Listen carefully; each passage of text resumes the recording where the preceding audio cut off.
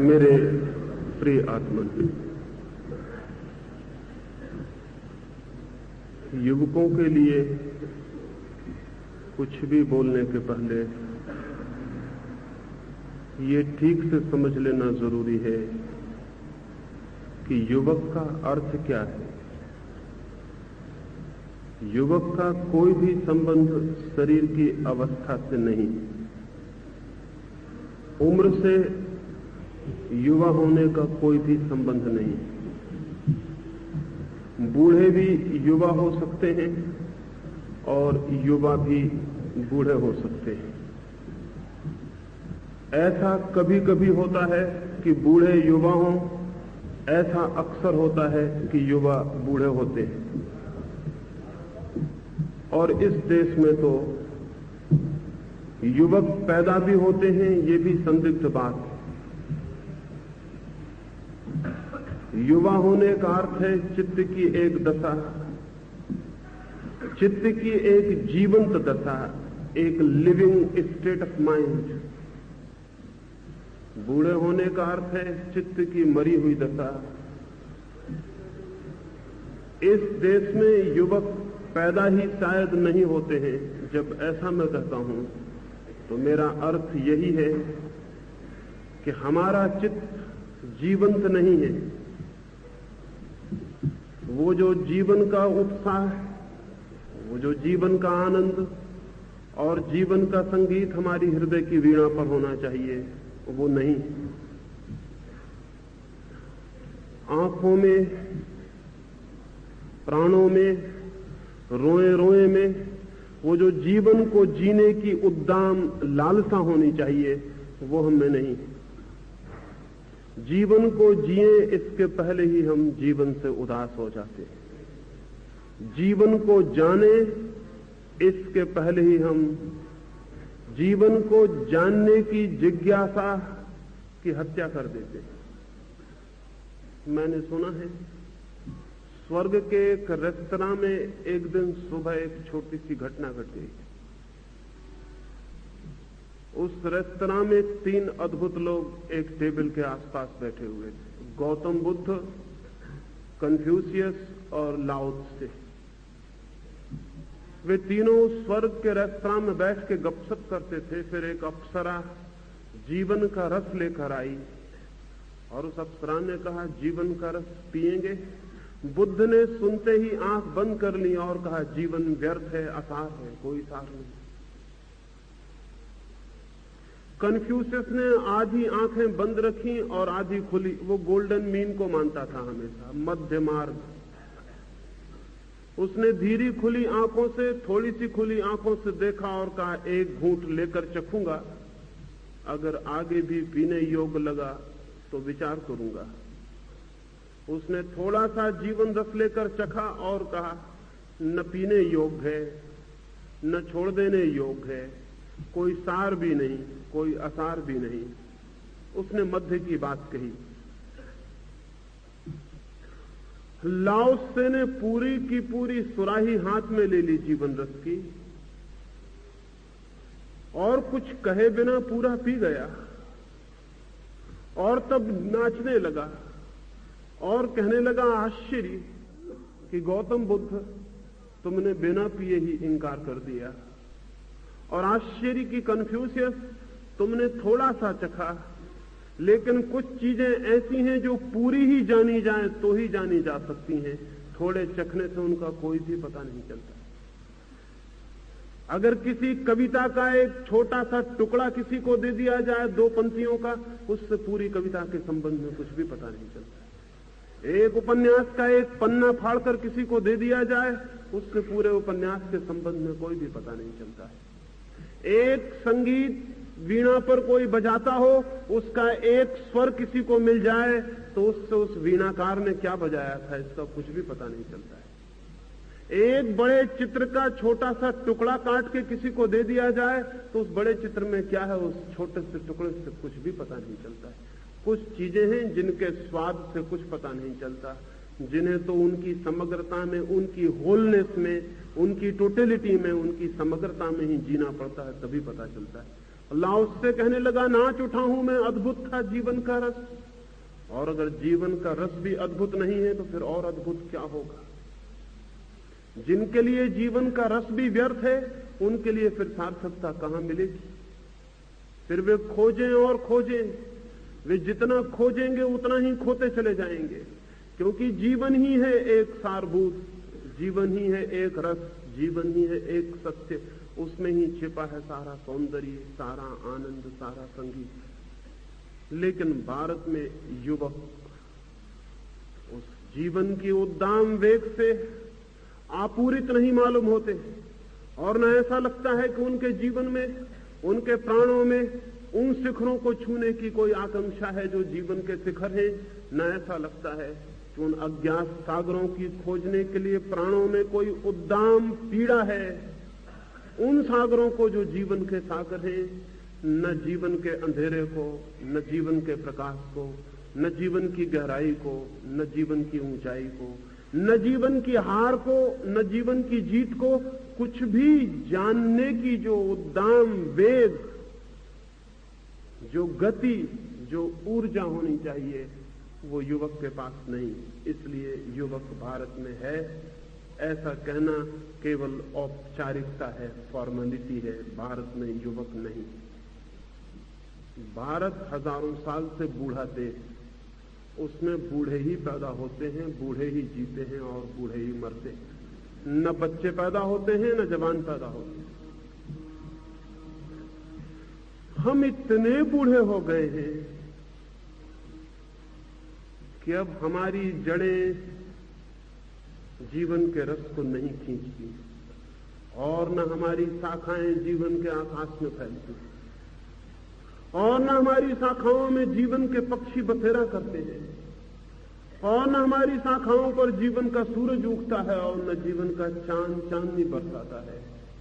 सिर्फ धूल जमती जाती है, जड़ें सूखती जाती हैं, पत्ते कुंढाते जाते हैं, फूल पैदा नहीं होते, फल आते नहीं, बस है, वृक्ष है, न उसमें पत्ते हैं न फूल है, सूखी शाखाएं खड़ी रह गई। ऐसा अभागा हो गया है देश। जब युवकों के संबंध में कुछ बोलना हो तो पहली तो बात यही जान लेनी जरूरी है, युवक कोई शारीरिक अवस्था है, तब तो हमारे पास भी युवक है। युवक अगर कोई मानसिक दशा है, स्टेट ऑफ माइंड है, तो युवक हमारे पास नहीं। अगर युवक हमारे पास होते तो देश में इतनी गंदगी, इतनी सड़ांध, इतना सड़ा हुआ समाज जीवित रह सकता था? कभी की उन्होंने आग लगा दी होती। अगर युवक हमारे पास होते, 1000 साल तक हम गुलाम रहते, कभी को गुलामी को उन्होंने उखाड़ फेंका होता। अगर युवक हमारे पास होते तो हम हजारों हजार साल तक दरिद्रता और दीनता और दुख में बिताते।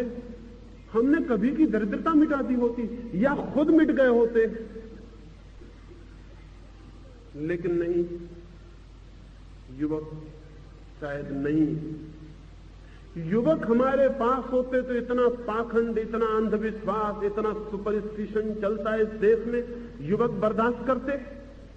1-1 करोड़ रुपया यज्ञों में जलाने देते युवक अगर मुल्क के पास होते? और अब मैं सुनता हूं कि और भी करोड़ों रुपयों को जलाने का इंतजाम करने के लिए साधु सन्यासी लालायत, और युवक ही जाके चंदा इकट्ठा करेंगे और वॉलंटियर बन के उस यज्ञ को करवाएंगे जहां देश की संपत्ति जलेगी। निपट गमारी में अगर युवक मुल्क में होते तो ऐसे लोगों को क्रिमिनल्स कह के पकड़ के अदालतों में खड़ा किया होता जो मुल्क की संपत्ति को इस भांति बर्बाद करते हो। 1 करोड़ रुपए की संपत्ति जलाने में जो आदमी जितना अपराधी हो जाता है, उससे भी ज्यादा अपराधी 1 करोड़ रुपया यज्ञ में जलाने से होता है। क्योंकि 1 करोड़ रुपए की संपत्ति को जलाने वाला थोड़ा बहुत अपराध भी अनुभव करेगा, यज्ञ में जलाने वाला पायस क्रिमिनल है, पवित्र अपराधी है, उसको अपराध भी मालूम नहीं पड़ता। लेकिन युवक मुल्क में नहीं है, इसलिए किसी भी तरह की मूढ़ता चलती है, इसलिए मुल्क में किसी भी तरह का अंधकार चलता है। युवकों के होने का सबूत नहीं मिलता देश को देखकर। क्या चल रहा है देश में? युवक किसी भी चीज पर राजी हो जाते हुए मालूम पड़ते हैं। वो युवक कैसा जिसके भीतर विद्रोह न हो, रिबेलियन न हो? युवक होने का मतलब क्या हुआ उसके भीतर? जो गलत के सामने झुक जाता हो उसको युवक कैसे कहे? जो टूट जाता हो लेकिन झुकता ना हो, जो मिट जाता हो लेकिन गलत को बर्दाश्त ना करता हो, वैसी स्पिरिट, वैसी चेतना का नाम ही युवक होना है। टू बी यंग, युवा होने का एक ही मतलब है वैसी आत्मा विद्रोही की जो झुकना नहीं जानती, टूटना जानती है, जो बदलना चाहती है, जो जिंदगी को नई दिशाओं में, नए आयामों पर ले जाना चाहती है, जो जिंदगी को परिवर्तन करना चाहती है। क्रांति की ये उद्दाम आकांक्षा ही युवा होने का लक्षण है। कहां है क्रांति की उद्दाम आकांक्षा? एक विचारक भारत आया था, काउंट केसरलिंग। लौट के उसने एक किताब लिखी है। उस किताब को मैं पढ़ता था तो मुझे बहुत हैरानी होने लगी। उसने एक वाक्य लिखा है जो मेरी समझ के बाहर हो गया, क्योंकि वाक्य कुछ ऐसा मालूम पड़ता था कि जो कि कंट्राडिक्टरी है, विरोधाभासी है। फिर मैंने सोचा छापे खाने की कोई भूल हो गई होगी, तो ख्याल आया कि किताब जर्मनी में छपी है। जर्मनी में छापे खाने की भूलें तो होती नहीं, वो तो हमारे ही देश में होती हैं।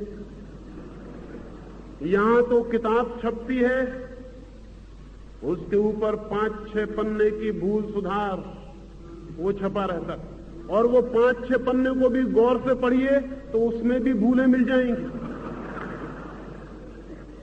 उस किताब जर्मनी में छपी है, भूल नहीं हो सकती। फिर मैंने गौर से पढ़ा, फिर बार बार सोचा, फिर ख्याल में आया भूल नहीं की है, उस आदमी ने मजाक की। उसने लिखा है कि मैं हिंदुस्तान गया, मैं एक नतीजा लेके वापस आया हूं, India is a rich country where poor people live. Hindustan एक अमीर देश है जहां गरीब आदमी रहते हैं। मैं बहुत हैरान हुआ, ये कैसी बात है? अगर देश अमीर है तो गरीब आदमी क्यों रहते हैं वहां? और देश अगर अमीर है तो वहां के लोग गरीब क्यों हैं? लेकिन वो मजाक कर रहा है। वो ये कह रहा है कि हिंदुस्तान के पास जवानी नहीं है जो कि देश के छिपे हुए धन को प्रकट कर दे और देश को धनवान बना दे। देश में धन छिपा हुआ है लेकिन देश बूढ़ा है, बूढ़ा कुछ कर नहीं सकता। धन खदानों में पड़ा रह जाता है, बूढ़ा भूखा मरता रहता है। धन जमीन में दबा रह जाता है, बूढ़ा भूखा मरता रहता है। देश बूढ़ा है इसलिए गरीब है। देश जवान हो तो गरीब होने का कोई कारण नहीं है। देश के पास क्या कमी है? लेकिन अगर हमें कुछ सूझता है तो हमें एक ही बात सूझती है कि जाओ दुनिया में भीख मांगो, जाओ अमेरिका, जाओ रूस, हाथ फैलाओ सारी दुनिया में। भिखारी होने में हमें शर्म भी नहीं आती, हम जवान हैं। रास्ते पे एक जवान आदमी, स्वस्थ आदमी भीख मांगता हो तो हम उससे कहते हैं कि जवान हो के भीख मांगते हो। और हम कभी नहीं सोचते कि हमारा पूरा मुल्क सारी दुनिया में भीख मांग रहा है तो हमें जवान होने का हक रह जाता है। सड़क पर भीख मांगते आदमी से कोई भी कह देता है जवान हो के भीख मांगते हो। हम जानते हैं कि जवान हो के भीख मांगना लज्जा से भरी हुई बात, अपमानजनक है। जवान को पैदा करना चाहिए। हाँ, बूढ़ा भीख मांगता हो तो हम क्षमा कर सकते हैं, अब उससे आशा नहीं पैदा करने की। सारी दुनिया में हम भीख मांग रहे हैं। 1947 के बाद अगर हमने कोई महान कार्य किया है तो वो यही कि हमने सारी दुनिया में भीख मांगने में सफलता पाई। शर्म भी नहीं आती हमें। दुनिया क्या सोचती होगी कि कितना बूढ़ा देश है, कुछ कर नहीं सकता, सिर्फ भीख मांग सकता। लेकिन उन्हें पता नहीं है कि हम पहले से ही पैदा करने की बजाय भीख मांगने को आदर देते रहे। हिंदुस्तान में जो भीख मांगता है वो आदरत है उससे जो पैदा करता है। ब्राह्मण हजारों साल तक देश में आदरत रहे सिर्फ इसलिए कि वो पैदा नहीं करते और भीख मांगते। और हिंदुस्तान ने बड़े बड़े भिखारी पैदा किए, महापुरुष बुद्ध से लेकर विनोबा तक सब भीख मांगने वाले महापुरुष। अगर सारा मुल्क भीख मांगने लगा तो हर्ज क्या है? हम सब महापुरुष हो गए हैं, महापुरुषों का देश है, सारा देश महापुरुष हो गया है। हम सारी दुनिया में भीख मांग रहे हैं। भिक्षा वृत्ति बड़ी धार्मिक वृत्ति है। पैदा करने में हिंसा भी होती है, पैदा करने में श्रम भी उठाना पड़ता है। और फिर हम पैदा क्यों करें? जब भगवान ने हमें पैदा कर दिया तो भगवान इंतजाम करे। जिसने चोंच दी है वो चून भी देता है, देगा। हम अपनी चोंच को हिलाते फिरेंगे सारी दुनिया में कि चून दो, क्योंकि क्यों हमें पैदा किया है। और जो हमें भीख देंगे उनको हम गालियां देंगे कि तुम भौतिकवादी हो, यू मटेरियलिस्ट, तुम भौतिकवाद में मरे जा रहे हो। हम आध्यात्मिक लोग हैं। हम इतने आध्यात्मिक हैं कि हम पैदा भी नहीं करते, सिर्फ खाते हैं। खाना आध्यात्मिक काम है, पैदा करना भौतिक काम। भोगना आध्यात्मिक काम है, श्रम करना आध्यात्मिक लोग कभी नहीं करते। महात्मा कभी श्रम करते? महात्मा कभी श्रम नहीं करते। हीन आत्माएं श्रम करती हैं, महात्मा भोग करते हैं। पूरा देश महात्मा हो गया। 1962 में चीन में अकाल की हालत थी। ब्रिटेन के कुछ भले मानसों ने एक बड़े जहाज पर बहुत सा सामान, बहुत सा भोजन, कपड़े, दवाइयां भर के वहां भेजे। हम अगर होते तो चंदन तिलक लगाकर, फूल मालाएं पहना के उस जहाज की पूजा करते। लेकिन चीन ने उसको वापस भेज दिया और जहाज पर बड़े बड़े अक्षरों में लिख दिया, हम मर जाना पसंद करेंगे लेकिन भीख स्वीकार नहीं कर सकते। शक होता है कि यहां कुछ जवान लोग होंगे। जवान ही ये हिम्मत कर सकता है कि भूखे मरते देश में आया हो भोजन बाहर से और लिख दे जहाज पर कि हम भूखों मर सकते हैं लेकिन भीख नहीं मांग सकते। भूखा मरना इतना बुरा नहीं है, भीख मांगना बहुत बुरा है। लेकिन जवानी हो तो बुरा लगे, भीतर जवान खून हो तो चोट लगे, अपमान हो। हमारा अपमान ही नहीं होता। हम तो शांति से अपमान को झेलते चले जाते हैं। हम बड़े तटस्थ हैं अपमान को झेलने में। कुछ भी हो जाए हम आंख बंद करके झेल लेते हैं। यही तो संतोष का, शांति का लक्षण है कि जो भी हो उसको झेलते रहो, बैठे रहो चुपचाप और झेलते रहो। हजारों साल से देश झेल झेल के मर गया है। तो कैसे हम स्वीकार कर लें कि देश के पास जवान आदमी है, युवक है? युवक देश के पास नहीं। और इसलिए पहला काम तथाकथित युवकों के लिए जो उम्र से युवक दिखाई पड़ते हैं वो ये है कि वो मानसिक यौवन को पैदा करने की देश में चेष्टा करें। वे शरीर के यौवन को मान के तृप्त न हो जाएं। आत्मिक यौवन, वो स्पिरिचुअल यंगनेस पैदा करने का एक आंदोलन सारे देश में चलना चाहिए। हम इससे राजी नहीं होंगे कि एक आदमी सकल सूरत से जवान दिखाई पड़ता है तो हम उसे जवान मान लें। हम इसकी फिक्र करेंगे कि हिंदुस्तान के पास जवान आत्मा हो। स्वामी राम भारत के बाहर यात्रा को पहली दफा गए। जिस जहाज पर वो यात्रा कर रहे थे उस पर एक बूढ़ा जर्मन था जिसकी उम्र कोई 90 वर्ष होगी। उसके सारे बाल सफेद हो चुके, उसकी आंखों में 90 साल की स्मृतियों ने गहराइयां भर दी थी, उसकी चेहरे पर झुर्रियां थी लंबे अनुभवों की। लेकिन वो जहाज के डेक पर बैठकर चीनी भाषा सीख रहा था। चीनी भाषा सीखनी साधारण मामला नहीं है, क्योंकि चीनी भाषा के पास कोई वर्णमाला नहीं है, कोई आभाषा नहीं होता चीनी भाषा के पास। वो पिक्चोरियल लैंग्वेज, उसके पास तो चित्र है।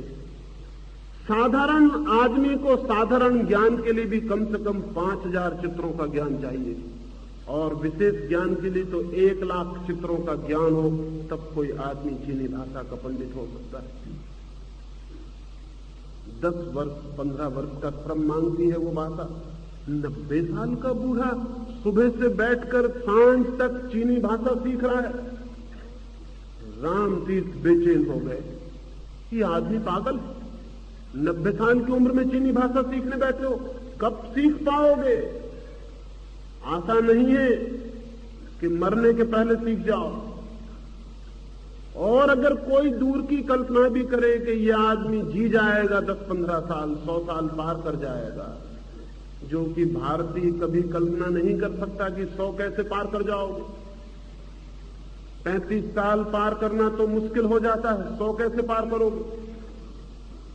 लेकिन समझ लें भूल चूक से भगवान की ये 100 साल के पार निकल जाए तो भी फायदा क्या है। जिस भाषा को सीखने में 15 वर्ष खर्च हो, उसका उपयोग भी तो 10-25 वर्ष करने का मौका मिलना चाहिए। सीख के भी फायदा क्या होगा। 2-3 दिन देख के रामतीर्थ की बेचैनी बढ़ गई। वो बूढ़ा तो आंख उठा के भी नहीं देखता था कि कहां क्या हो रहा है, वो तो अपना सीखने में लगा था। तीसरे दिन उन्होंने जाकर उसे हिलाया और कहा कि महाशय क्षमा करिए, मैं ये पूछना चाहता हूं आप ये क्या कर रहे हैं। इस उम्र में चीनी भाषा सीखने बैठे, कब सीख पाइएगा, और सीख भी लिया तो इसका उपयोग कब करिएगा। आपकी उम्र क्या है। उस बूढ़े ने कहा उम्र, मैं काम में इतना व्यस्त रहा कि उम्र का हिसाब रखने का मुझे मौका नहीं मिला। उम्र अपना हिसाब रखती होगी, हमें फुर्सत कहां है कि हम उम्र का हिसाब रखें। और फायदा क्या है उम्र का हिसाब रखने से। मौत जवानी है, जवानी है, तुम चाहे कितने हिसाब रखो कि कितने हो गए, उससे कोई फर्क पड़ने वाला नहीं। मुझे फुर्सत नहीं मिली उम्र का हिसाब रखने की, लेकिन जरूर 90 तो पार कर गया हूं। रामतीर्थ ने कहा फिर ये सीख के क्या फायदा, बूढ़े हो गए हो, अब कब सीख पाओगे। उस बूढ़े आदमी ने क्या कहा। उस बूढ़े आदमी ने कहा मरने का मुझे ख्याल नहीं आता जब तक मैं सीख रहा हूं। जब सीखना खत्म हो जाएगा तब सोचूंगा मरने की बात। अभी तो सीखने में जिंदगी लगी है, अभी तो मैं बच्चा हूं क्योंकि मैं सीख रहा हूं। बच्चे सीखते हैं, लेकिन उस बूढ़े ने कहा कि मैं चूंकि सीख रहा हूं इसलिए बच्चा हूं। ये आध्यात्मिक जगत में परिवर्तन हो गया। उसने कहा कि चूंकि अभी मैं सीख रहा हूं और अभी सीख नहीं पाया, अभी तो जिंदगी की पाठशाला में प्रवेश किया है, अभी तो बच्चा हूं, अभी मरने का कैसे सोचूं। जब सब सीख लूंगा तो सोचूंगा मरने की बात। फिर उस बूढ़े ने कहा मौत तो हर रोज सामने खड़ी है। जिस दिन पैदा हुआ था उस दिन भी इतना ही सामने खड़ी थी जितनी अभी खड़ी। अगर मौत से डर जाता तो उसी दिन सीखना बंद कर देता। सीखने का क्या फायदा था, मौत आ सकती थी कल। लेकिन 90 साल का अनुभव मेरा कहता है कि मैं 90 साल मौत को जीता हूं। रोज मौत का डर रहा कि कल आ जाएगी, लेकिन आई नहीं। 90 साल तक मौत नहीं आई तो मुझे विश्वास पड़ता है कि 90 साल के अनुभव को मानूं। कल भी कैसे आ पाएगी, 90 साल का अनुभव कहता है कि अब तक नहीं आई तो कल भी कैसे आ पाएगी। अनुभव को मानता हूं। 90 साल तक डर फिजूल था। वो बूढ़ा पूछने लगा रामतीर्थ से कि आपकी उम्र क्या है। रामतीर्थ तो घबरा ही आए थे उसकी बात सुन के। उनकी उम्र केवल 30 वर्ष थी। उस बूढ़े ने कहा तुम्हें देखकर, तुम्हारे भय को देखकर मैं कह सकता हूं कि भारत बूढ़ा क्यों हो गया। 30 साल का आदमी मौत की सोच रहा, मर गया। मौत की सोचता ही कोई तब है जब मर जाता है। 30 साल का आदमी सोचता है कि सीखने से क्या फायदा, मौत करीब आ रही है। यह आदमी जवान नहीं रहा। उस बूढ़े ने कहा मैं समझ गया कि भारत बूढ़ा क्यों हो गया है, इन्हीं गलत धारणाओं के कारण। भारत को एक युवा अध्यात्म चाहिए। युवा अध्यात्म, बूढ़ा अध्यात्म हमारे पास बहुत है। हमारे पास ऐसा अध्यात्म है जो बूढ़ा करने की कीमिया है, केमिस्ट्री है। हमारे पास ऐसी आध्यात्मिक तरकीबें हैं कि किसी भी जवान के आसपास उन तरकीबों का उपयोग करो, वो फौरन बूढ़ा हो जाए। हमने बूढ़ा होने का राज खोज लिया है, सीक्रेट खोज लिया है। बूढ़े होने के राज क्या है? बूढ़े होने का राज है जीवन पर ध्यान मत रखो, मौत पर ध्यान रखो। पहला सीक्रेट। जिंदगी पर ध्यान मत देना, ध्यान रखना मौत का। जिंदगी की खोज मत करना, खोज करना मोक्ष की। इस पृथ्वी की फिक्र मत करना, फिक्र करना परलोक की, स्वर्ग की। ये बूढ़े होने का पहला सीक्रेट। जिन जिन को बूढ़ा होना हो इसको नोट कर ले। कभी जिंदगी की तरफ मत देखना। अगर फूल खिल रहा हो तो तुम खिलते फूल की तरफ मत देखना, तुम बैठ के सोचना कि जल्दी ही ये मुरझा जाएगा। ये तरकीब है। अगर एक गुलाब के पौधे के पास खड़े हो तो फूलों की गिनती मत करना, कांटों की गिनती कर लेना कि सब आसार है, कांटे ही कांटे पैदा होते। एक फूल खिलता है मुश्किल से 1000 कांटों में, 1000 कांटों की गिनती कर लेना। उससे जिंदगी आसार सिद्ध करने में बड़ी आसानी मिलेगी। अगर दिन और रात को देखो तो ऐसा कभी मत देखना कि 2 दिनों के बीच में एक रात है। हमेशा ऐसा देखना कि 2 रातों के बीच में एक छोटा सा दिन है। बूढ़े होने की तरकीब कह रहा हूं। जिंदगी में जहां जहां अंधेरा हो उसको मैग्नीफाई करना, बड़ा दिखाने वाला कांच अपने पास रखना। जहां अंधेरा दिखाई पड़े फौरन मैग्नीफाई ग्लास लगा देना, बड़ा भारी अंधेरा देखना। और जहां रोशनी दिखाई पड़े तो वहां छोटा कर देने वाला गिलास अपने पास रखना, जो जल्दी से रोशनी को छोटा कर दे। जहां फूल दिखाई पड़े गिनती मत करना, फौरन सोच लेना कि फूल क्या रखा है फूल में, क्षण भंगुर है, अभी खिला है, अभी मुरझा जाएगा। कांटा स्थायी है, शाश्वत है, सनातन है, न कभी खिलता है न कभी मुरझाता है, हमेशा है। इन बातों पर ध्यान देने से आदमी बड़ी जल्दी बूढ़ा हो जाता है। मैंने सुना है कि न्यूयॉर्क की एक 100वीं मंजिल से एक आदमी गिर रहा था। 100वीं मंजिल से वो आदमी गिर रहा था। जब वो 50वीं मंजिल के पास से गुजर रहा था खिड़की के, तो एक आदमी ने ध्यान से उससे चिल्ला के पूछा कि दोस्त क्या हाल है? उसने कहा अभी तक तो सब ठीक है। यह आदमी गड़बड़ आदमी, यह आदमी जवान होने का ढंग जानता, लेकिन ये ठीक नहीं है। उस आदमी ने कहा अभी तक सब ठीक है। अभी जमीन तक पहुंचे नहीं, जब पहुंचेंगे तब देखेंगे। अभी 50वीं खिड़की तक सब ठीक चल रहा है। ओके, यह आदमी जवान होने की तरकीब जानता है, लेकिन हमको ऐसी तरकीबें कभी नहीं सीखना चाहिए। हमें तो बूढ़े होने के रास्ते पर चलना चाहिए। बूढ़ा होने का रास्ता, पहली बात, कभी जिंदगी में जो सुंदर हो उसकी तरफ ध्यान मत देना, जो असुंदर हो उसको खोजबीन करना। अगर किसी गांव में आप जाएं और कोई आदमी आके कहे कि फला आदमी बहुत बड़ा संगीत, अभी इतनी अद्भुत बांसुरी बजाता है, तो फौरन उससे कहना कि वो बांसुरी क्या खाक बजाएगा, वो आदमी चोर है, बेईमान है, बांसुरी कैसे बजा सकता है? आप धोखे में पड़ गए होंगे। वो आदमी पक्का चोर बेईमान है, वो बांसुरी नहीं बजा सकता। ये बूढ़े होने की तरकीब। अगर जवान आदमी उस गांव में जाएगा और कोई उससे कहेगा उस आदमी को जानते हैं वो बड़ा चोर बेईमान है, तो जवान आदमी कहेगा ये कैसे हो सकता है कि वो चोर और बेईमान है? मैंने उसे बड़ी सुंदर बांसुरी बजाते देखा है। इतनी अद्भुत जो बांसुरी बजाता है वो चोर नहीं हो सकता। बूढ़े के जिंदगी को देखने का ढंग है दुखद को देखना, अंधेरे को देखना, मौत को देखना, कांटे को देखना। हिंदुस्तान हजारों साल से दुखद को देख रहा है। जन्म भी दुख है, जीवन भी दुख है, मरण भी दुख है, प्रियजन का बिछुड़ना दुख है, अप्रियजन का मिलना दुख है, सब दुख है। मां के पेट में दुख झेलो, फिर जन्म का दुख झेलो, फिर बड़े होने का दुख झेलो, फिर जिंदगी के गृहस्थी के चक्कर झेलो, फिर बुढ़ापे की बीमारियां झेलो, फिर मौत झेलो, फिर जलने की आग में अंतिम पीड़ा झेलो।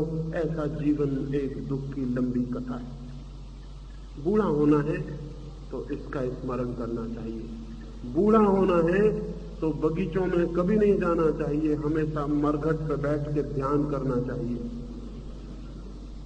जहां आदमी जलाए जाते हो, सुंदर से बचना चाहिए, असुंदर को देखना चाहिए, विकृत को देखना चाहिए, स्वस्थ को छोड़ना चाहिए। सुख मिले तो कहना चाहिए क्षणभंगुर है, अभी है, अभी खत्म हो जाएगा। दुख मिले तो छाती से लगा के बैठ जाना चाहिए और सदा आंखें रखनी चाहिए जीवन के उस पार। कभी इस जीवन को नहीं, इस जीवन को समझना चाहिए एक वेटिंग रूम। जैसे बड़ौदा की स्टेशन पे वेटिंग रूम है, उस पर बैठे हैं आप, थोड़ी देर वहीं छुलके फेंक रहे हैं, वहीं पांच थूक रहे हैं, क्योंकि हमको क्या करना है, अभी थोड़ी देर में हमारी ट्रेन आएगी और हम चले जाएंगे। तुमसे पहले जो बैठा था वो भी वेटिंग रूम के साथ यही सदव्यवहार कर रहा था, तुम भी वही सदव्यवहार करो, तुम्हारे बाद वाला भी वही करेगा। वेटिंग रूम गंदगी का एक घर बन जाएगा, क्योंकि किसी को क्या मतलब है, हमको तो थोड़ी देर रोकना है तो आंख बंद करके राम राम जप के गुजार देंगे, अभी ट्रेन आती चले जाएंगे। जिंदगी के साथ जिन लोगों की आंखें मौत के पार लगी हैं, उनका व्यवहार वेटिंग रूम का व्यवहार है। वे कहते हैं क्षण भर की जिंदगी, अभी जाना है, क्या करना है। हिंदुस्तान के संत महात्मा यही समझा रहे हैं लोगों को, क्षणभंगुर है जिंदगी, इसकी माया मोह में मत पड़ना, ध्यान वहां रखना मौत पर, आगे मौत के बाद। इस छाया में सारा देश बूढ़ा हो गया। अगर जवान होना है तो जिंदगी को देखना, मौत को लात मार देना, मौत से क्या प्रयोजन है। जब तक जिंदा है तब तक जिंदा है, तब तक मौत नहीं है। सुकरात मर रहा था, ठीक मरते वक्त जब उसके लिए बाहर जहर घोला जा रहा है, वो जहर घोलने वाला जो वो धीरे धीरे घोल रहा है, वो ये सोचता है कि जितनी देर सुकरात और जिंदा रह ले तो अच्छा, जितनी देर लग जाए, वक्त हो गया है, जहर आना चाहिए। सुकरात उठ के बाहर जाता और उससे पूछता है, मित्र कितनी देर और है। उस आदमी ने कहा, तुम पागल हो गए हो सुकरात, मैं देर लगा रहा हूं इसलिए कि थोड़ी देर तुम और जिंदा ले लो, थोड़ी देर सांस तुम्हारे भीतर और जाए, थोड़ी देर सूरज की रोशनी और देख लो, थोड़ी देर खिलते फूलों को, आकाश को, मित्रों की आंखों में झांक लो, बस थोड़ी देर और। नदी भी समुद्र में गिरने के पहले पीछे लौट के देख लेती है, तुम थोड़ी देर लौट के देख लो, मैं थोड़ी देर लगाता हूं, तुम जल्दी क्यों कर रहे हो, तुम इतने दीवाने क्यों हुए जा रहे हो। सुकरात ने कहा कि मैं जल्दी क्यों कर रहा हूं, मेरे प्राण तड़पे जा रहे हैं मौत को जानने को, नई चीज को जानने की मेरी हमेशा से इच्छा रही है। मौत बड़ी नई चीज है, सोचता हूं देखूं क्या है। ये आदमी जवान है, ये आदमी बूढ़ा है, ये मौत को भी देखने के लिए इसकी आतुरता, नए को। मित्र कहने लगे कि थोड़ी देर और जी लो। सुकरात ने कहा, जब तक मैं जिंदा हूं जिंदा हूं,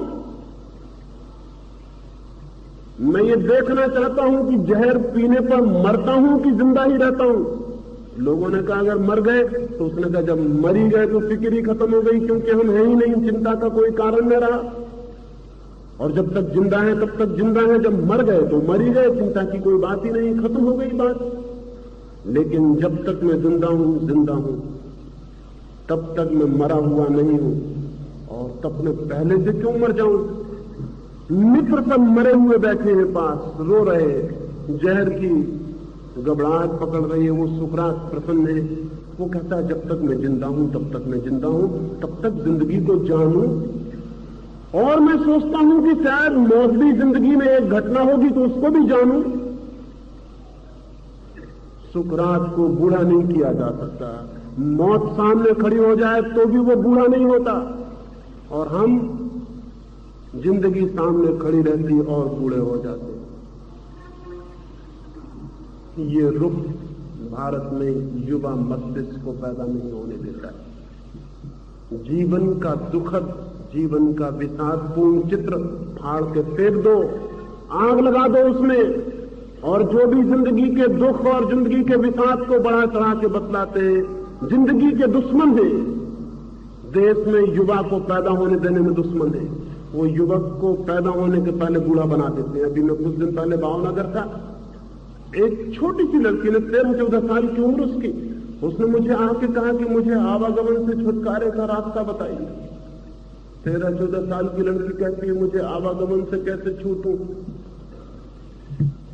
फिर इस मुल्क में कैसे जवानी पैदा होगी। 13-14 साल की लड़की बूढ़ी हो गई, वो कहती कि मैं मुक्त कैसे हूं, जीवन से छूटने का विचार करने लगी। अभी जीवन के द्वार पर उसने थपकी भी नहीं दी, अभी जीवन की खिड़की भी नहीं खुली, अभी जीवन की वीणा भी नहीं बजी, अभी जीवन के फूल भी नहीं खिले। वो द्वार के बाहर ही पूछने लगी, छुटकारा, मुक्ति, मोक्ष कैसे मिलेगा? जहर डाल दिया होगा किसी ने उसके दिमाग में, माँ बाप ने, गुरुओं ने, शिक्षकों ने उसको पायजनत किया। उसकी जवानी पैदा नहीं होगी, अब वो बूढ़ी ही जिएगी। उसका विवाह भी होगा तो वो एक बूढ़ी औरत का विवाह है, एक जवान लड़की का नहीं। उसके घर के द्वार पर शहनाइयां बजेंगी तो एक बूढ़ी औरत सुनेगी उन शहनाइयों को, एक जवान लड़की नहीं। उन शहनाइयों से भी मौत की आवाज सुनाई पड़ेगी, जीवन का संगीत नहीं। वो बूढ़ी हो गई। पहली बात, अगर बूढ़े होना है तो मौत पर ध्यान रखना, जीवन पर नहीं। और अगर जवान होना है तो मौत को लात मार देना, वो जब आएगी तब मुकाबला कर लेंगे उसके। जब तक जीते हैं तब तक पूरी तरह से जिएंगे, उसकी टोटलिटी में जीवन के रस को खोजेंगे, जीवन के आनंद को खोजेंगे। रविन्द्रनाथ मर रहे, एक मित्र, बूढ़े मित्र आए और उन्होंने कहा कि अब मरते वक्त भगवान से प्रार्थना कर लो कि अब दोबारा जीवन में न भेजे। अब आखिरी वक्त प्रार्थना कर लो कि अब आवागमन से छुटकारा हो जाए, अब इस पाप, इस गंदगी में, चक्कर में ना आना पड़े। रविन्द्रनाथ ने कहा, क्या कहते हैं आप? मैं और ये प्रार्थना करूं? मैं तो मनी मन ये कह रहा हूं कि प्रभु अगर तूने मुझे योग्य पाया हो तो बार बार तेरी पृथ्वी पे भेज देना। बड़ी रंगीन थी, बड़ी सुंदर थी, ऐसे फूल मैंने देखे, ऐसे चांद, ऐसे तारे, ऐसी आंखें, ऐसा सुंदर चेहरे कि मैं दंग रह गया हूं, मैं हैरान हो गया हूं, मैं आनंद से भर गया हूं। अगर तूने मुझे योग्य पाया हो तो हे परमात्मा बार बार इस दुनिया में मुझे भेज देना। मैं तो ये प्रार्थना कर रहा हूं। मैं तो डरा हुआ हूं कि कहीं मैं अपात्र न सिद्ध हो जाऊं कि मुझे दोबारा न भेजा जाए। रविन्द्रनाथ को बूढ़ा बनाना बहुत मुश्किल है, शरीर बूढ़ा हो जाएगा, लेकिन इस आदमी के भीतर जो आत्मा है वो जवान है, वो जीवन की मांग कर रही है। रविन्द्रनाथ ने मरने के कुछ ही घड़ी पहले कुछ कड़ियां लिखवाई, उनमें 2 कड़ियां हैं। देखा तो मैं नाचने लगा। क्या प्यारी बात कही है। किसी मित्र ने रविन्द्रनाथ को कहा कि तुम तो महाकवि हो, तुमने 6000 गीत लिखे जो संगीत में बांधे जा सकते हैं। शैली को लोग पश्चिम में कहते हैं महाकवि, उसके तो सिर्फ 2000 गीत संगीत में बन सकते हैं, तुम्हारे तो 6000 गीत। तुमसे बड़ा कोई कवि दुनिया में कभी नहीं हुआ। रविन्द्रनाथ की आंखों से आंसू बहने लगे और रविन्द्रनाथ ने कहा, क्या कहते हो? मैं तो भगवान से कह रहा हूं कि अभी मैंने गीत गाया कहां था, अभी तो साज बिठा पाया था और विदा का क्षण आ गया। अभी तो ठोक पीट के तंबूरा ठीक किया था सिर्फ, अभी मैंने गीत गाया कहां था? अभी तो तंबूरे की तैयारी की थी, अब ठोक पीट के तैयार हो गया था, साज बैठ गया था, अब मैं गाने की चेष्टा करता और ये तो विदा का क्षण आ गया और मेरे तंबूरे से ठोकने पीटने को लोगों ने समझ लिया कि ये महाकवि हो गया। भगवान से कह रहा हूं कि संगीत का साज तैयार हो गया और मुझे विदा कर रहे हो। अब तो मौका आया था कि मैं गीत गाऊं। मरता हुआ रविन्द्रनाथ कहता है कि अभी तो मौका आया था कि मैं गीत गाऊं। वो ये कह रहा अभी तो मौका आया था कि मैं जवान हुआ था। वो ये कह रहा अब तो मौका आया था कि वीणा तैयार हो गई थी और मुझे विदा कर रहे हो। बूढ़ा आदमी ये कह सकता है तो फिर वो आदमी बूढ़ा नहीं। अगर जवान होना है तो जिंदगी को उसको सामने से पकड़ लेना पड़ेगा। एक एक क्षण जिंदगी भागी चली जा रही है, उसे मुट्ठी में पकड़ लेना पड़ेगा, उसे जीने की पूरी चेष्टा करनी पड़ेगी। और जी केवल वे ही सकते हैं जो उसमें रस का दर्शन करते हैं। और वहां दोनों चीजें हैं, जिंदगी के रास्ते पर कांटे भी हैं और फूल भी। जिन्हें बूढ़ा होना हो वे कांटों की गिनती कर ले, जिन्हें जवान होना हो वो फूलों को गिन ले। और मैं कहता हूं कि करो करो कांटे भी फूल के पखरी के मुकाबले क्या है। एक गुलाब के फूल की छोटी सी पखरी इतना बड़ा मिरेकल है, इतना बड़ा चमत्कार है कि करोड़ों कांटे भी इकट्ठे कर लो, उससे क्या सिद्ध होता है? उससे कुछ भी सिद्ध नहीं होता। उससे सिर्फ इतना ही सिद्ध होता है कि बड़ी अद्भुत है ये दुनिया, जहां इतने कांटे हैं वहां भी मखमल जैसा गुलाब का फूल पैदा हो सकता है। उससे सिर्फ इतना सिद्ध होता है और कुछ भी सिद्ध नहीं होता। लेकिन ये देखने की दृष्टि पर निर्भर है कि हम कैसे देखते। पहली बात, जिंदगी पर ध्यान चाहिए, मेडिटेशन ऑन लाइफ, मौत पर नहीं, तो आदमी जवान से जवान होता चला जाता है। बुढ़ापे के अंतिम क्षण तक मौत के द्वार पर खड़ा होकर भी वैसा आदमी जवान होता है। दूसरी बात, जो आदमी जीवन में सुंदर को देखता है, जो आदमी जवान है, वो आदमी असुंदर को मिटाने के लिए लड़ता भी है। जवानी सिर्फ देखती नहीं, जवानी लड़ती भी है। जवानी स्पेक्टेटर नहीं है, जवानी तमाशबीन नहीं है कि तमाशा देख रहे हैं खड़े होकर। जवानी का मतलब है जीना, तमाशगिरी नहीं। जवानी का मतलब है सृजन, जवानी का मतलब है सम्मिलित होना, तो पार्टिसिपेशन। दूसरा सूत्र है, खड़े होकर रास्ते के किनारे अगर देखते हो जवानी की यात्रा को, जीवन की यात्रा को, तो तुम तमाशबीन हो, तुम जवान नहीं हो। पैसिव ऑन लुकर, एक निष्क्रिय देखने वाले, निष्क्रिय देखने वाला आदमी जवान नहीं हो। जवान सम्मिलित होता है जीवन में। और जिस आदमी को सौंदर्य से प्रेम है, जिस आदमी को जीवन के रस और आनंद से प्रेम है, जिस आदमी को जीवन का आह्लाद है, वो जीवन को आह्लादित बनाने के लिए श्रम करता है, सुंदर बनाने के लिए श्रम करता है। वो जीवन की कुरूपता से लड़ता है, वो जीवन को कुरूप करने वालों के खिलाफ विद्रोह करता है। कितनी अगलीनेस है, कितनी कुरूपता है समाज में और जिंदगी में।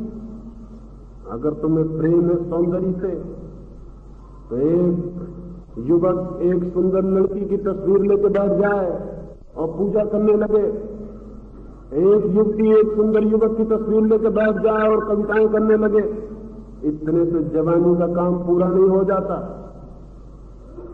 सौंदर्य के प्रेम का मतलब है सौंदर्य को पैदा करो, क्रिएट करो, जिंदगी को सुंदर बनाओ। आनंद के उपलब्धि और आनंद की आकांक्षा का अर्थ है आनंद को दिखाओ।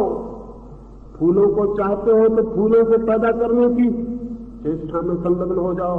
जैसा तुम चाहते हो जिंदगी को, वैसा जिंदगी को बनाओ। जवानी मांग करती है कि तुम कुछ करो, खड़े होकर देखते मत रहो।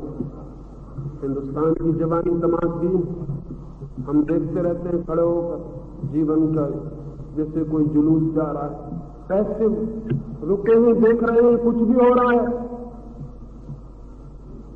सारे मुल्क में कुछ भी हो रहा है, शोषण हो रहा है, जवान खड़ा हुआ देख रहा है, अन्याय हो रहा है, जवान खड़ा हुआ देख रहा है, बेवकूफियां हो रही हैं, जवान खड़ा देख रहा है, बुद्धिहीन लोग देश को नेतृत्व दे रहे हैं, जवान खड़ा हुआ देख रहा है, जड़ता धर्मगुरु बन के बैठी है, जवान खड़ा हुआ देख रहा है, सारे मुल्क के जीवन को नष्ट किया जा रहा है और जवान खड़ा हुआ देख रहा है।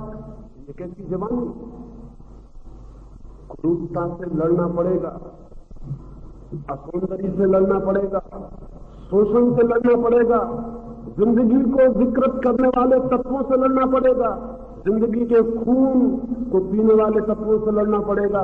तो आदमी जवान सागर की लहरों पर जीता है, फिर तूफानों में जीता है, फिर आकाश में उसकी उड़ान होनी शुरू होती। लेकिन क्या लड़ोगे तुम? व्यक्तिगत लड़ाई ही नहीं है, कोई सामूहिक लड़ाई की तो बात अलग है, कोई फाइट नहीं।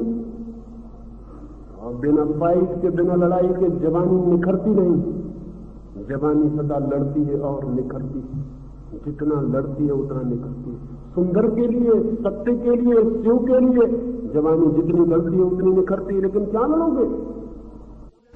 तुम्हारे पिता आ जाएंगे, तुम्हारी गर्दन में रस्सी डाल के कहेंगे इस लड़की से विवाह कर लो, और तुम घोड़े पर बैठ जाओगे, तुम जवान हो।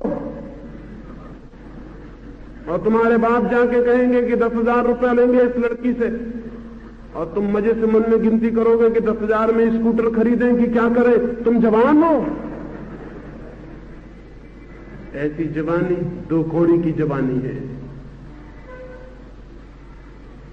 जिस लड़की को तुमने कभी चाहा नहीं, जिस लड़की को तुमने कभी प्रेम नहीं किया, जिस लड़के को तुमने कभी नहीं चाहा और जिस लड़के को तुमने कभी छुआ नहीं, उस लड़के से विवाह करने के लिए, उस लड़की से विवाह करने के लिए तुम पैसे के लिए राजी हो रहे हो, समाज की व्यवस्था के लिए राजी हो रहे हो, तो तुम जवान नहीं हो।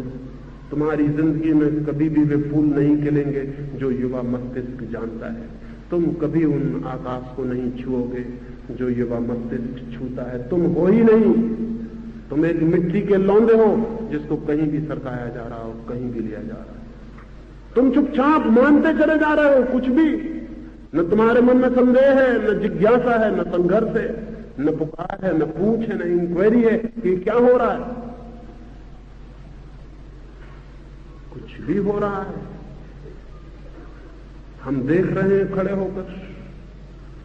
नहीं, ऐसे नहीं जवानी पैदा होती। इसलिए दूसरा सूत्र तुमसे कहता हूं और वो ये कि जवानी संघर्ष से पैदा होती है। जवानी संघर्ष से पैदा होती है। संघर्ष गलत के लिए भी हो सकता है और तब जवानी कुरूप हो जाती है। संघर्ष बुरे के लिए भी हो सकता है, तब जवानी विकृत हो जाती है। संघर्ष अंधेरे के लिए भी हो सकता है, तब जवानी आत्मघात कर लेती है। लेकिन संघर्ष जब सत्य के लिए, सुंदर के लिए, श्रेष्ठ के लिए होता है, संघर्ष जब परमात्मा के लिए होता है, संघर्ष जब जीवन के लिए होता है, तब जवानी सुंदर, स्वस्थ, सत्य होती चली जाती है। हम जिसके लिए लड़ते हैं वही हम हो जाते हैं। इसे ध्यान में रख लेना। हम जिसके लिए लड़ते हैं अंततः हम वही हो जाते हैं। लड़ो सुंदर के लिए और तुम सुंदर हो जाओगे। लड़ो सत्य के लिए और तुम सत्य हो जाओगे। लड़ो श्रेष्ठ के लिए और तुम श्रेष्ठ हो जाओगे। मत लड़ो, तुम खड़े खड़े सड़ोगे और मर जाओगे और कुछ भी नहीं होगा। जिंदगी संघर्ष और जिंदगी संघर्ष से ही पैदा होती। फिर जैसा हम संघर्ष करते हैं हम वैसे ही हो जाते हैं। हिंदुस्तान में कोई लड़ाई नहीं है, कोई लड़त, कोई फाइट नहीं है। हिंदुस्तान के मन में कोई भी लड़ाई नहीं, सब कुछ हो रहा है, अजीब हो रहा है। हम सब जानते हैं, देखते हैं, सब हो रहा है और होने दे रहे हैं। अगर हिंदुस्तान की जवानी खड़ी हो जाए तो हिंदुस्तान में फिर ये सब नासमझियां नहीं हो सकती जो हो रही हैं। एक आवाज में टूट जाएंगी। क्योंकि जवान नहीं है इसलिए कुछ भी हो रहा है। तो मैं ये दूसरी बात कहता हूं, लड़ाई के मौके खोजना सत्य के लिए, सच्चाई के लिए, ईमानदारी के लिए। अगर अभी नहीं लड़ सकोगे तो बुढ़ापे में कभी नहीं लड़ सकोगे। अभी तो मौका है कि ताकत है, अभी मौका है कि शक्ति है, अभी मौका है कि अनुभव ने तुम्हें बेईमान नहीं बनाया है। अभी तुम निर्दोष हो, अभी तुम लड़ सकते हो, अभी तुम्हारे भीतर आवाज उठ सकती है कि ये गलत। जैसे जैसे उम्र बढ़ेगी अनुभव बढ़ेगा, चालाकी बढ़ेगी। अनुभव से ज्ञान नहीं बढ़ता, सिर्फ कनिंगनेस बढ़ती है, सिर्फ चालाकी बढ़ती है। अनुभवी आदमी चालाक हो जाता है, उसकी लड़ाई कमजोर पड़ जाती है, वो अपना हित देखने लगता है, हमें क्या मतलब है, अपनी फिक्र करो, इतनी बड़ी दुनिया की झंझट में मत पड़ो। जवान आदमी जूझ सकता है, अभी उसे कुछ पता नहीं, अभी उसे अनुभव नहीं है चालाकियों का। इसके पहले की चालाकियों में तुम दीक्षित हो जाओ और तुम्हारे उपकुलपति और तुम्हारे शिक्षक और तुम्हारे माँ बाप दीक्षांत समारोह में तुम्हें चालाकियों का सर्टिफिकेट दे दें, उसके पहले लड़ना, शायद लड़ाई तुम्हारी जारी रहे तो तुम चालाकियों में नहीं जीवन के अनुभवों में दीक्षित हो जाओ, और शायद लड़ाई तुम्हारी जारी रहे तो वो जो छिपी है भीतर आत्मा वो निखर आए, वो प्रकट हो जाए, उसके दर्शन तुम्हें हो जाए। और जिस दिन कोई आदमी अपने भीतर छिपे हुए जीवन का पूरा अनुभव करता है उसी दिन पूरे अर्थों में जीवित होता है। और मैं कहता हूं जो आदमी एक दफे एक क्षण को भी पूरे अर्थों में जीवन का रस जान लेता है उसकी फिर कोई मृत्यु कभी नहीं होती, वो अमृत से संबंधित हो जाता है। युवा होना अमृत से संबंधित होने का मार्ग है। युवा होना आत्मा की खोज है। युवा होना परमात्मा के मंदिर पर प्रार्थना है। ये थोड़ी सी बातें मैंने कही, मेरी बातों को इतने प्रेम से सुना उससे बहुत अनुग्रहित हूं। और अंत में तुम सबके भीतर बैठे परमात्मा के लिए प्रणाम करता हूं, मेरे प्रणाम स्वीकार।